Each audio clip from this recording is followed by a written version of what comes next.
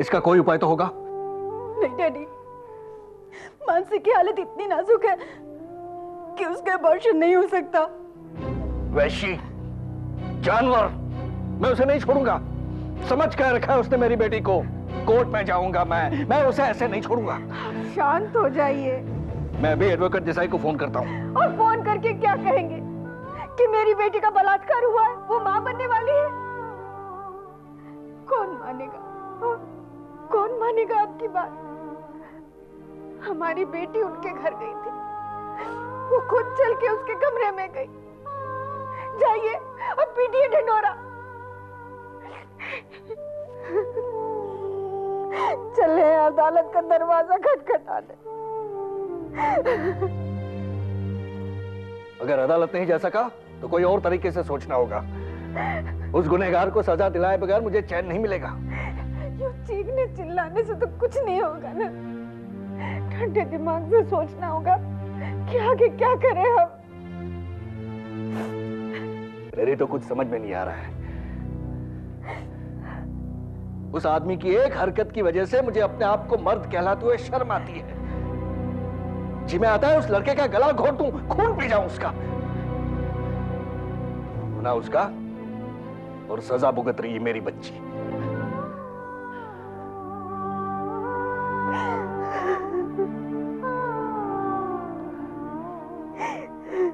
नहीं नहीं नहीं नहीं नहीं, मैं यह अन्याय नहीं होने दूंगा। उसे अपने किए की सजा मिलनी चाहिए। अपने पाप की सजा उसे भी भुगतनी पड़ेगी। अगर उसने मेरी बेटी को मां बनने पर मजबूर किया है तो उसे भी बाप बनने का कर्तव्य निभाना होगा। क्या आप ये कहना चाह रहे हैं कि? हाँ तो क्या बिन ब्याही मां बनाकर रखना चाहती हो उसे? लेकिन जो कुछ भी हुआ उसमें मानसी की कौन सी गलती थी? ये तुम जानती हो, मैं जानता हूं। लेकिन जब वो इस घर की चार दीवारी से बाहर निकलेगी कौन मानेगा इस बात को? और हमारी छोटी बेटी प्रिया, उसका क्या? उसके भविष्य के बारे में सोचा है? और उस बच्चे का क्या? दुनिया कौन कौन से नाम देगी उसे, सुनना चाहती हो? बस कीजिए। तो फिर तुम ही समझा दो उसे। क्या समझाना चाहते हैं आप मुझे?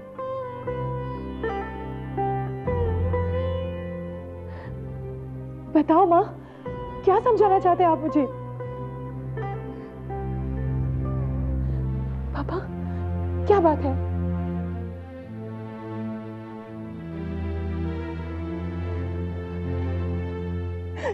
क्या बात है माँ? बेटा, तुझे अपने होने वाले बच्चे के बाप से ही शादी करनी होगी।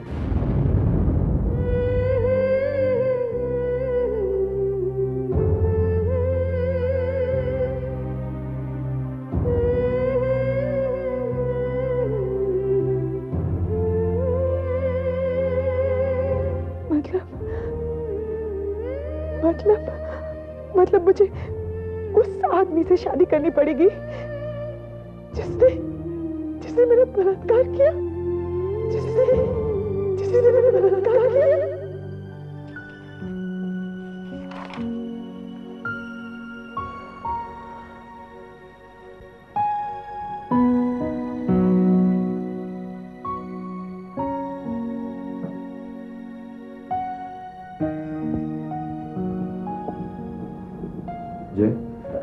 अरे भैया कैसे हैं?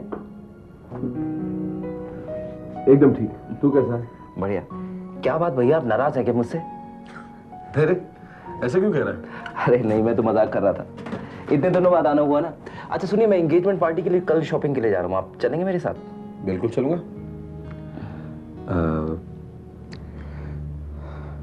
जय, मैं तुमसे कुछ पूछना चाहता हूँ। पूछिए भैया। जय, मानसी। भैया वो बात आप प्लीज दोबारा से शुरू मत कीजिए।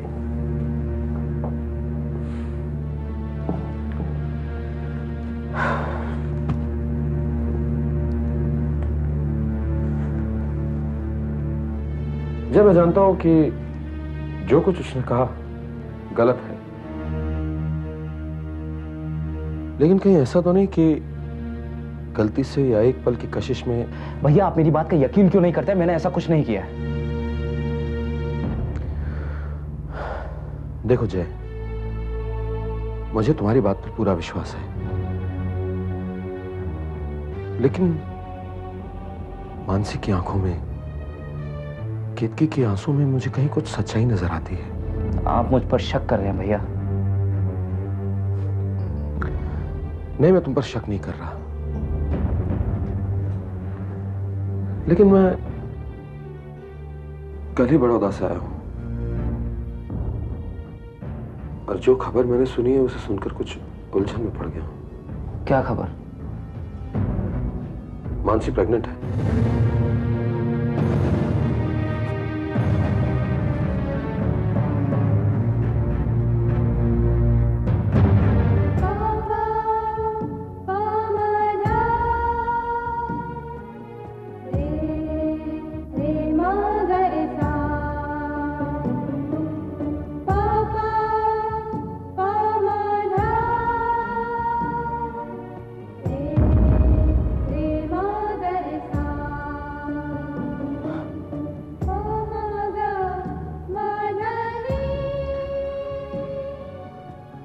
तुम चिंता मत करो,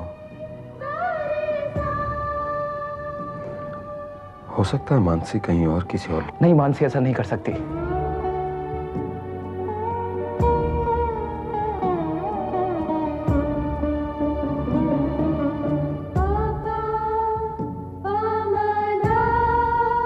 भैया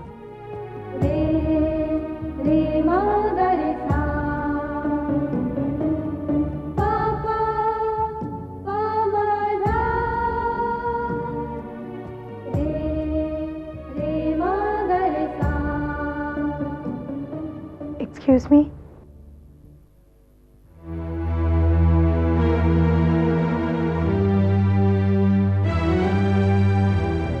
हाय।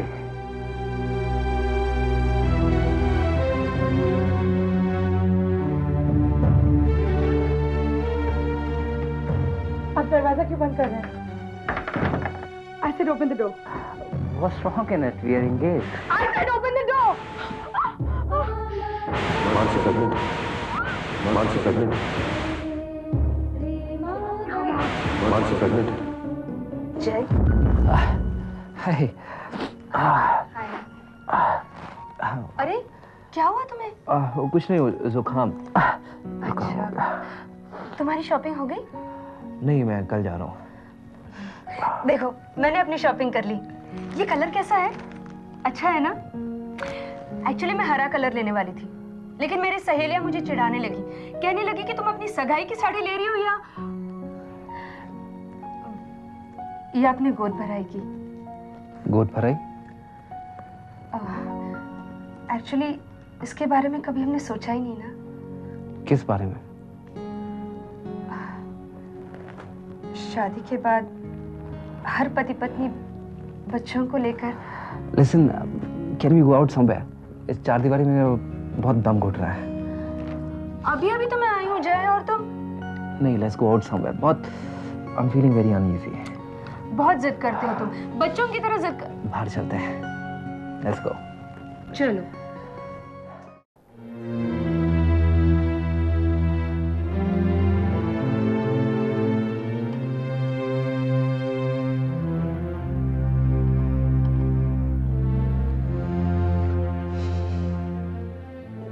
आपकी फ्लाइट कितने बजे है?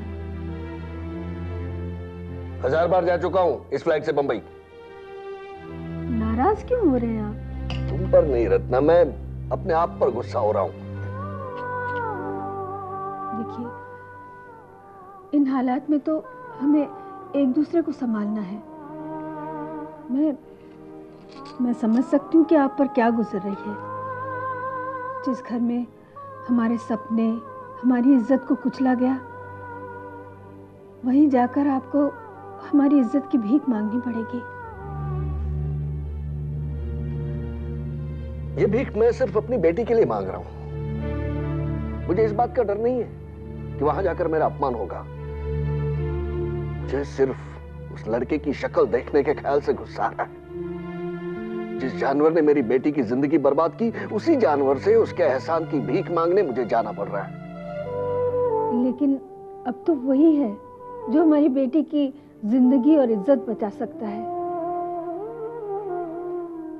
कहते हैं भगवान के घर देर है, अंधेर नहीं है, लेकिन मुझे तो चारों तरफ अंधेरा ही अंधेरा नजर आ रहा है। रोशनी की आस में मैं अंधेरे की ओर ही जा रहा हूं।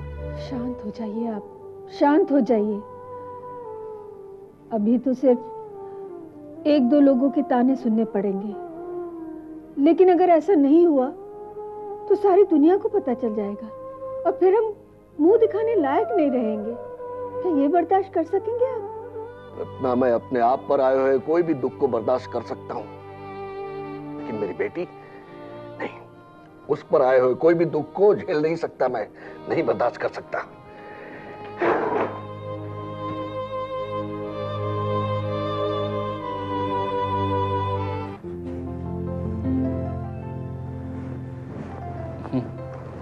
चुप चुप चुप बेटे, बेटे अब मुझे किसी भी बात की शिकायत नहीं है। अब मैं शांति से मर सकूंगी। दादी माँ, मरे आपके दुश्मन, आपकी बहुत लंबी उम्र है, बहुत कुछ देखना है आपको। हाँ हाँ देखना है।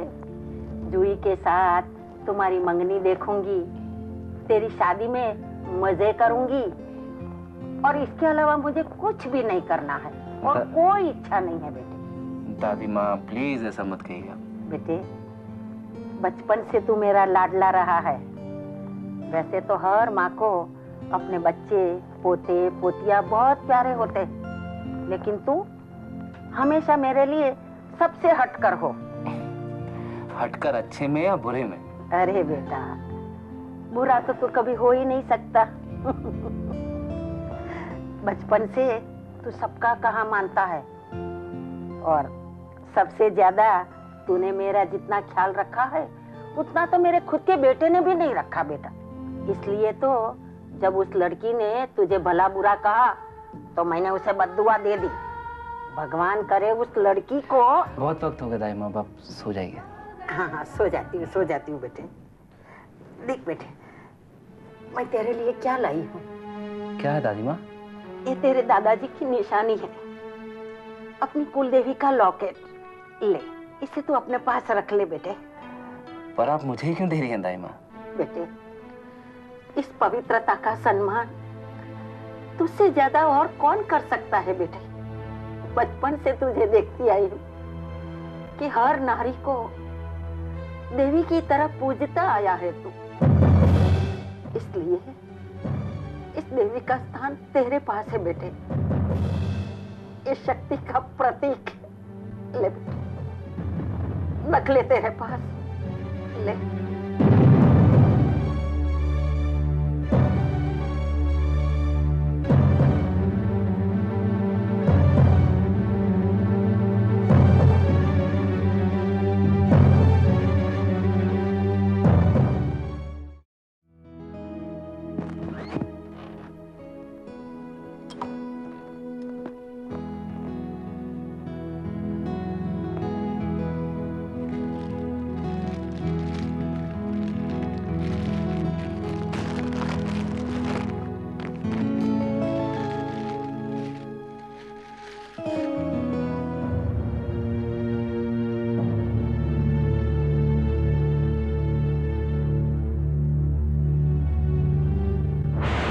Open the door. What's wrong in it? We are engaged. Come on.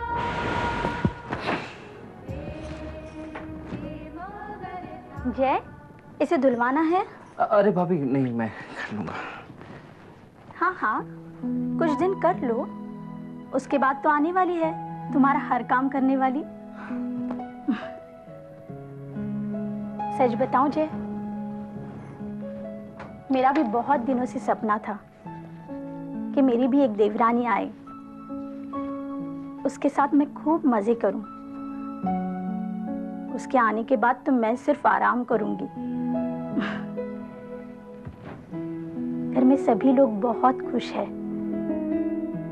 माँ जी कह रही थी कि अब इस घर में एक छोटे से बच्चे के रोने की आवाज सुनाई देगी, हंसने की आवाज सुनाई देगी। जिसके बिना ये घर बहुत सूना सूना लग रहा था। अब जल्दी वो सूनापन भर जाएगा। भाभी, आप ऐसा क्यों कह रही हैं? मैं यकीन के साथ कहता हूँ कि मैं चाचा बनूंगा।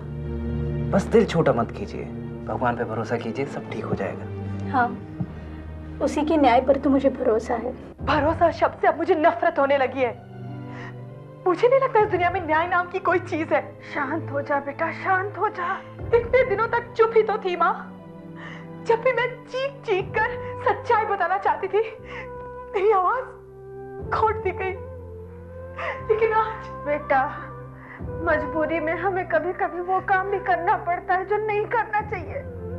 नहीं माँ, नहीं, और सहा नहीं जाता। आज मेरी वजह से पापा को उस आदमी से भीख मांगने जाना पड़ा जिसने... नहीं माँ, नहीं मानसी, नहीं माँ। चुप हो जा बेटा, चुप हो जा। मानसी, हम दोनों हिम्मत हार जाएंगे तो कुछ भी नहीं होगा। तेरे पापा अपने दिल पर पत्थर रखकर वहां गए हैं। इस बात को तू भी समझ ले और अपने दिल पर पत्थर रख ले। मुझ में इतनी शक्ति नहीं है माँ। बेटा, अपने पापा की इज्जत और अपनी जिंदगी के लिए तुझे ये कदम उठाना पड़ेगा।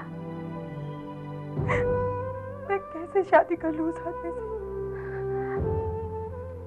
मैं समझ सकती हूँ बेटा। बस 2 महीने तू उसके साथ रह जा, फिर तू चाहे तो वापस आ जाना। लेकिन 2 महीने साथ रहने से तेरे कोख में पल रहे बच्चे को उसके बाप का नाम मिल जाएगा, समाज में उसकी जगह बन जाएगी। 2 महीने उस घर में मैं कैसे रहूंगी माँ? बेटा, अपने लिए नहीं, अपने बच्चे के लिए तुझे रहना पड़ेगा। उस घर में तो एक पल भी रहना मुश्किल होगा मेरे लिए।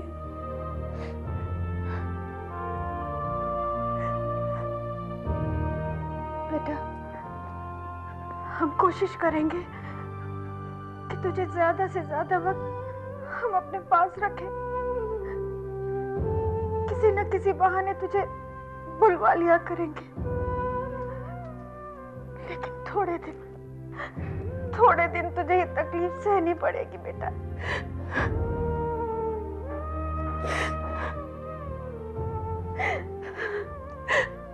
नहीं माँ, बस बहुत आंसू बहा लिए। तुमने, पापा ने, दीदी ने। अब आंसू बहाने का वक्त नहीं रहा। इन आंसुओं को बचाए रखो। अभी हमारी मुसीबतों का सफर खत्म नहीं हुआ। अभी तो हम सिर्फ मझधार में पहुंचे हैं और हमें बीच सफर में डूबना नहीं है। तुम चिंता मत करो माँ, मैं उस घर में रहूंगी।